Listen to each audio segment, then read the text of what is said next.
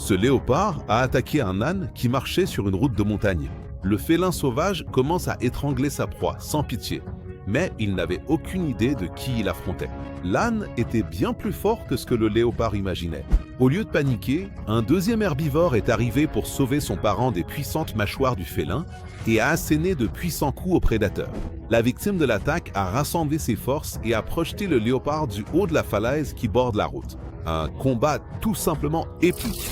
Dans la vidéo d'aujourd'hui, nous allons vous montrer plusieurs autres cas impressionnants où des animaux à sabots ont fait preuve de toute leur force et ont surpris leurs adversaires. Numéro 10, l'une des proies préférées des animaux africains est le grand gnou, car ce sont généralement des animaux faciles à chasser et qui offrent une abondance de nourriture aux grands prédateurs. Sachant cela, les gnous essayent d'éviter au maximum l'affrontement direct avec les principaux prédateurs africains et s'enfuient généralement aussi loin que possible. Cependant, tous les gnous ne paniquent pas à la vue d'un prédateur. Dans cet enregistrement, quelques lionnes semblaient avoir l'avantage, prenant le dessus dans le combat. Une minute de plus et les lionnes auraient fait tomber le gnou, lui auraient porté un coup à la gorge et en auraient fini rapidement avec lui. Mais au dernier moment, juste avant la chute, à quelques secondes de la morsure fatale, le gnou libère soudainement sa réserve d'énergie pour tenter d'échapper à l'attaque. L'herbivore montre toute sa force à ses ennemis et commence à tourner sur lui-même pour essayer de disperser les lionnes. Le gnou soulève même l'une des prédatrices avec ses cornes, secouant la tête pour blesser au maximum son adversaire et lui ouvrir le ventre. L'herbivore exhibe tout son arsenal d'attaque. Ses cornes sont courtes, mais très aiguisées et recourbées de la meilleure façon pour attaquer un ennemi. Les lionnes ne renoncent pas au combat et essayent de trouver un point faible dans la défense du gnou pour en finir une bonne fois pour toutes. Cependant, l'herbivore est déjà submergé par l'adrénaline et déterminé à en finir avec ses adversaires. Le gnou ne cesse d'asséner des coups dévastateurs et de piétiner les félines. Les lionnes qui ne se rendent compte qu'après un long moment qu'elles se sont attaquées à la mauvaise proie. Les lionnes ont subi de graves blessures et sont restées choquées par l'impressionnante férocité de l'herbivore. Pour qui tu encourageais dans ce combat? Pour les lionnes ou pour les gonds? Laisse ta réponse ci-dessous dans les commentaires. Numéro 9.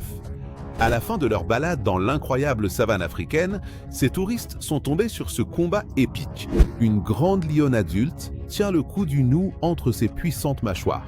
L'herbivore est allongé au sol, apparemment sans défense. Mais le gnou déploie une force impressionnante et parvient à se relever, même avec la lionne accrochée à son cou. La féline ne renonce pas au combat et fait tout pour faire tomber à nouveau sa proie. Le gnou riposte et tente d'écraser la lionne. À chaque minute qui passe, la prédatrice perd de l'énergie et devient de plus en plus fatiguée. Mais malgré tout, ses griffes acérées restent plantées dans le cou de sa victime. La féline est prête à saisir la moindre occasion pour faire tomber son adversaire. Mais l'herbivore ne lui en laisse aucune. Le gnou attaque férocement et ne se rend pas, même si le combat dure longtemps. À présent, les rôles de prédateur et de proie sont inversés. Le gnou est debout et la lionne se retrouve en dessous. Finalement, l'herbivore parvient à asséner un coup rapide et puissant à la féline et en profite pour s'enfuir au loin. Numéro 8. Le guépard est l'animal terrestre le plus rapide du monde, pouvant atteindre l'incroyable vitesse de 130 km/h.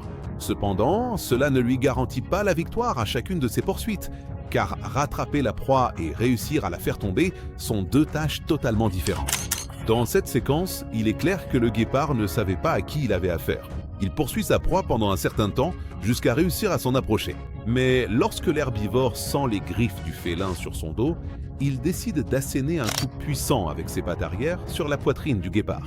Le coup violent a projeté le félin en arrière et a instantanément stoppé sa course, comme s'il s'était écrasé contre un mur.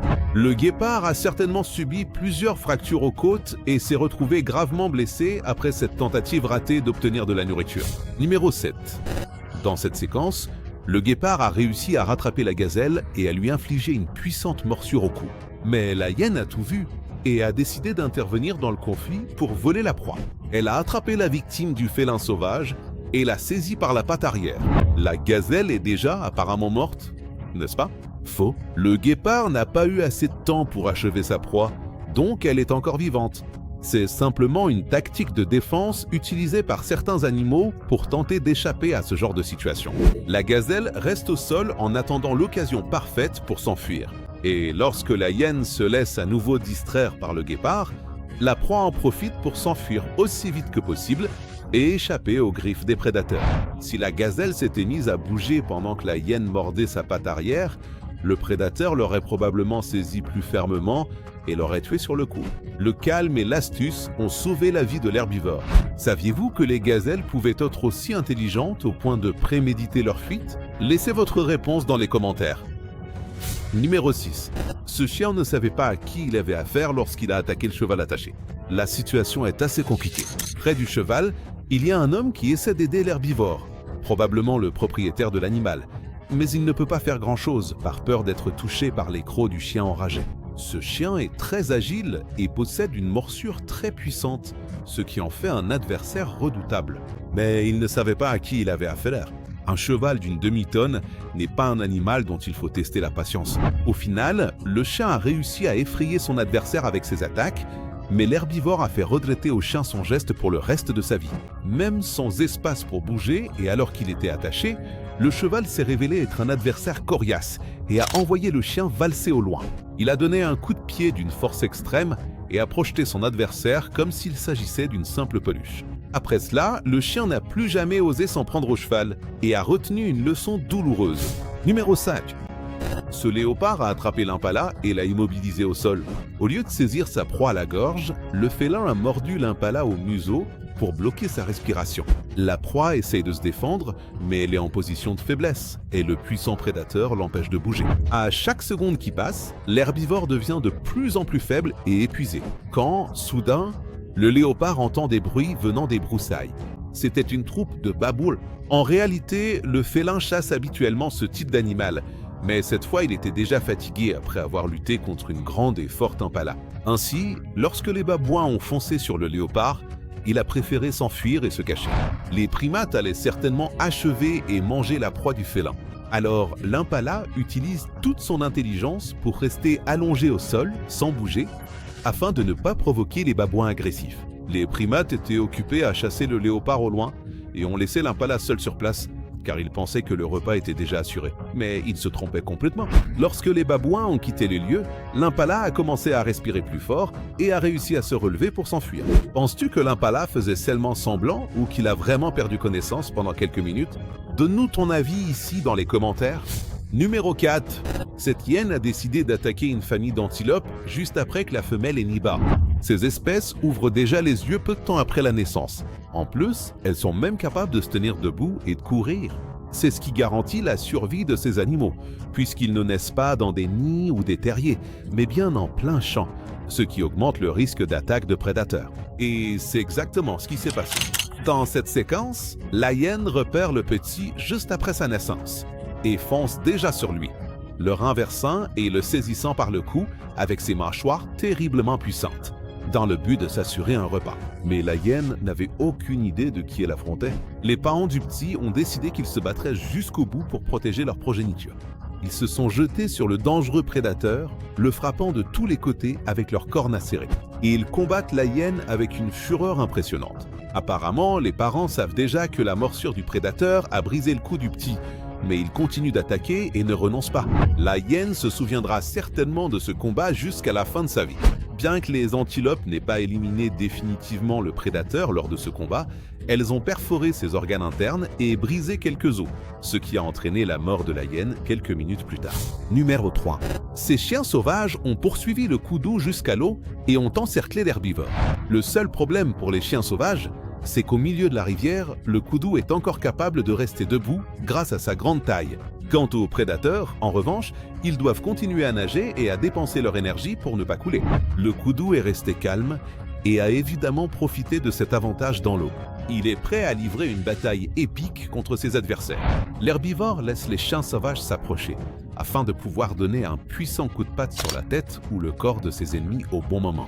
De cette façon, le koudou ne fait pas que contre-attaquer, il essaie aussi de pousser ses adversaires à abandonner le combat. Si le sabot de l'herbivore frappe la tête d'un chien sauvage, celui-ci tombera inconscient dans l'eau et se noiera. C'était donc une tactique extrêmement intelligente de la part du koudou.